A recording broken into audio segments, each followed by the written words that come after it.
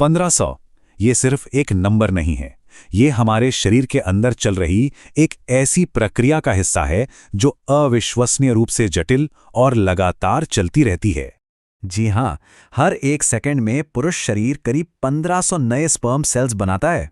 सोचिए, एक non stop high speed manufacturing operation जो कभी रुकता ही नहीं। तो चलिए इस कमाल की प्रक्रिया को समझने के लिए इसे एक खास फैक्ट्री की तरह देखते हैं। एक ऐसी फैक्ट्री जो बनाती है जीवन की सबसे छोटी इकाई, और वो भी पूरी हाई सिक्योरिटी के साथ। तो ठीक है, फैक्ट्री टूर शुरू करते हैं और सबसे पहले चलते हैं प्रोडक्शन फ्लोर पर। असली एक्शन तो यहीं होता है। तो ये जो फैक्ट्री है जिसे हम टेस्टिस या वृषण कहते हैं, ये शरीर के बाहर एक थैली में होती है जिसे स्क्रोटम कहते हैं। और इसकी एक खास वजह है, ये लोकेशन तापमान को शरीर के तापमान से लगभग 2 से 2.5 डिग्री सेल्सियस कम रखती है, और ये तापमान प्रोडक्शन के लिए बेहद ज़रूरी है। अब जरा फैक्ट्री के अंदर झांकते हैं। यहाँ करीब 250 छोटे-छोटे कंपार्टमेंट्स हैं, जिन्हें टेस्टिकुलर लोब्यूल्स कहते हैं, और हर कंपार्टमेंट में हैं ये घुमावदार पाइपलाइन, सेमिनिफेरस ट्यूब्यूल्स।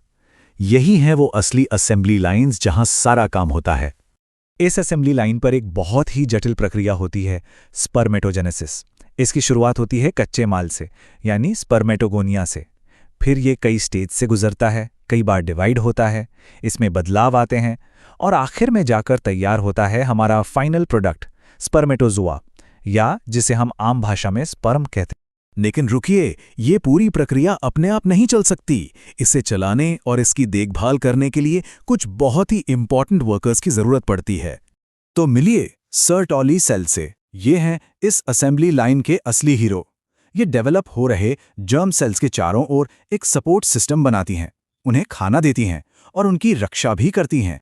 मतलब सीधी सी बात है, अगर सर्तोली सेल्स ना हो तो ये पूरी फैक्ट्री ही बंद हो जाएगी। ये सिर्फ हेल्पर नहीं है, बल्कि प्रोडक्शन प्रोसेस के लिए इनके बिना काम चल ही नहीं सकता। अब यहाँ एक बहुत ही अनोखी प्रॉब्लम सामने आती है।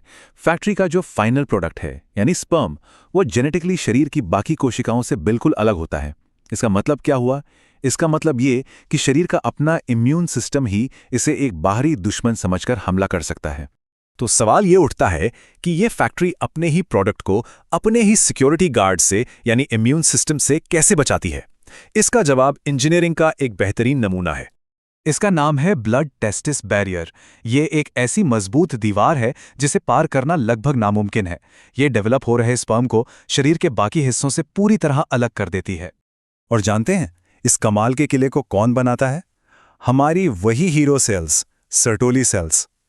जी, ये सेल्स एक दूसरे से इतनी मजबूती से जुड़ जाती हैं कि एक फिजिकल दीवार बना लेती हैं।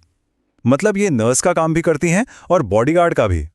और ये दीवार कितनी असरदार है, इसका अंदाजा इसी बात से लगाया जा सकता है। दीवार के बाहर, यानी ब्लड प्लाज्मा में खूब सारा प्रोटीन और ग्लूकोज होता है, लेकिन दीवार के अंदर जहां स्पर्म बन रहे हैं, वहां का केमिकल माहौल एकदम अलग है। यहां बहुत कम प्रोटीन और ग्लूकोज होता है, लेकिन ये खास तौर पर एंड्रोजन, पोटेशियम और कुछ खास एसिड से भरपूर होता है, जो स्पर्म के विकास के लिए जरूरी है। तो भाई, हर फैक्ट्री की तरह इस फैक्ट्री की भी एक मैनेजमेंट टीम है। ये टीम दूर से ही काम करती है और कंट्रोल करती है कि प्रोडक्शन कब और कितना होना है। और ये मैनेजर्स हैं हार्मोन्स। मैनेजमेंट का जो स्ट्रक्चर है वो बिल्कुल टॉप डाउन है। सबसे ऊपर है दिमाग का हाइपोथैलेमस, जो एक सिग्नल भेजता है जिसका नाम है GnRH। ये सिग्नल पिट्यूटरी ग्लैंड को ऑर्डर देता है कि वो 2 मेन मैनेजर हार्मोन्स रिलीज करे, LH और FSH। अब LH का काम है लीडिक सेल्स को टेस्टोस्टेरोन बनाने का ऑर्डर देना, जो प्रोडक्शन के लिए एक बहुत जरूरी हार्मोन है। और FSH वो सीधे हमारे हीरो सर्टोली सेल से बात करता है और उन्हें स्पर्म को मैच्योर करने में मदद करने का हुक्म देता है। देखा कितनी बढ़िया टीम है। अब दशकों से ऐसा माना जाता था कि हम इस फैक्ट्री के सारे नियम जानते हैं, खासकर ये कि टेस्टोस्टेरोन का हाई लेवल होना तो बेहद जरूरी है। लेकिन हाल ही में हुई एक खोज ने इस पूरे रूल बुक पर ही सवाल खड़ा कर दिया है। नियम बड़ा सीधा सा लगता था, अगर टेस्टोस्टेरोन नहीं तो स्पर्म का प्रोडक्शन भी नहीं। ये इस फील्ड का एक बेसिक सिद्धांत माना जाता था। लेकिन फिर आई 2018 की ये स्टडी, और इसने कहा कि अगर FSH मैनेजर का सिग्नल बहुत ज़्यादा मजबूत और लगातार हो तो वो टेस्टोस्टेरोन मैनेजर की गैर मौजूदगी की भरपाई भी कर सकता है। ये तो एक चौंकाने वाली बात थी। तो वैज्ञानिकों ने ये पता कैसे लगाया? उन्होंने चूहों पर एक बहुत ही क्लेवर एक्सपेरिमेंट किया। उन्होंने FSH के लिए जो रिसेप्टर होता है उसे हमेशा के लिए ऑन कर दिया। इससे सर्टोली सेल्स को एक non stop supercharged FSH signal मिलने लगा। फिर उन्होंने टेस्टोस्टेरॉन के असर को पूरी तरह से ब्लॉक कर दिया। और हैरानी की बात यह थी कि प्रोडक्शन लाइन चलती रही। तो अगर हम अपने फैक्ट्री वाली भाषा में समझें तो इसका मतलब ये है कि अगर एक मैनेजर यानी FSH इतना जोर-जोर से और लगातार चिल्लाए तो वर्कर्स को दूसरे मैनेजर यानी टेस्टोस्टेरोन के ऑर्डर्स की कोई ज़रूरत ही नहीं पड़ती। और ये खोज हमें एक बहुत ही दिलचस्प सवाल पर लाकर खड़ा कर देती है। क्या ये समझकर कि ये रास्ते एक दूसरे की कमी को कैसे पूरा कर सकते हैं, हम भविष्य में पुरुषों में होने वाली कुछ तरह की इनफर्टिलिटी का इलाज करने के नए तरीके ढूंढ सकते हैं? ये खोज स्पर्म फैक्ट्री के बारे में हमारी समझ में वाकई एक नया चैप्टर खोलती है।